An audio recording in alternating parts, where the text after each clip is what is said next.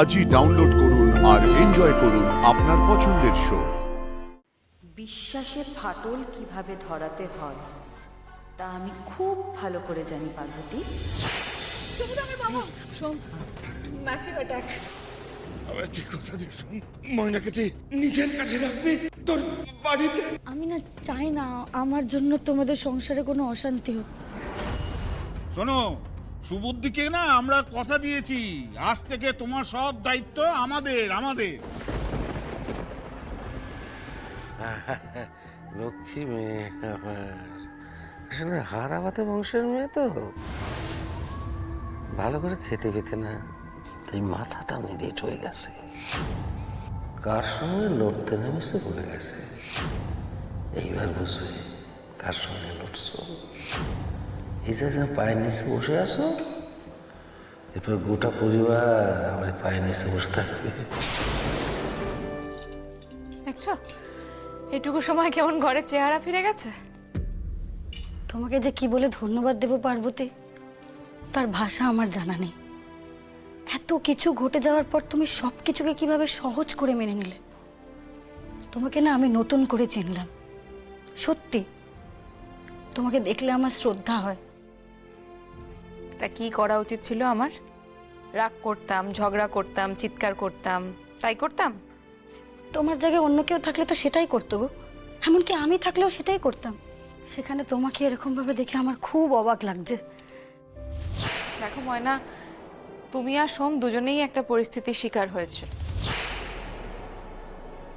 আর সেই পরিস্থিতির মোকাবিলা করার জন্য যা করা যায় তোমরা নিজেদের মতো করে করেছো, আর যা করেছো দুজন দুজনের প্রাণ বাঁচানোর জন্য করেছো।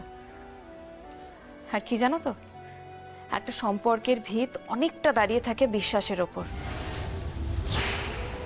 আমার আর সোমের সম্পর্কের ভিত এতটাই শক্ত যে সেটা খুব সহজে নড়ে যাবে না।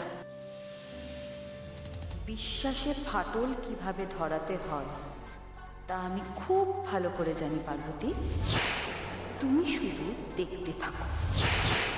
চুচ্ছ, তারপর জামাগুলো কোথায় রেখেছে? কাজের সময় একটা জিনিসও খুঁজে পাওয়া যায় না।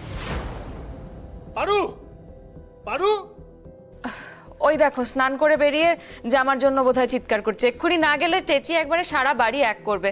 শোনো না, বলছি তুমি আর একটু টুকটাক পরিষ্কার করতে থাকো। হ্যাঁ, আমি আমি ওকে জামাটা দিয়ে এক্ষুনি আসছি, কেমন? ধরিয়ে দিল প্রথম দিনই ঝাড়ু হাতে। কি অবস্থা, কি বলবি বলতো? তার মানে তার মানে আবার কি ময়না?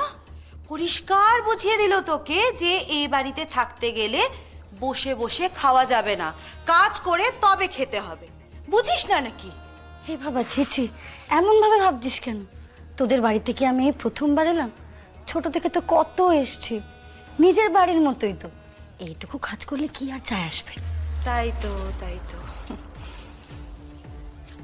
জানিস তো, আমরা চার বোনিরা চাইতাম যে তুই পাকাপাকি ভাবে এই বাড়িতে চলে আসিস, কোনো বড় লোকের দুলালি না। কেন তোর মনে নেই তোকে আমরা কি বলে ডাকতাম? বৌদিমণি। কি আর করা যাবে বল, আমার দাদামণির ভাগ্যটাই খারাপ।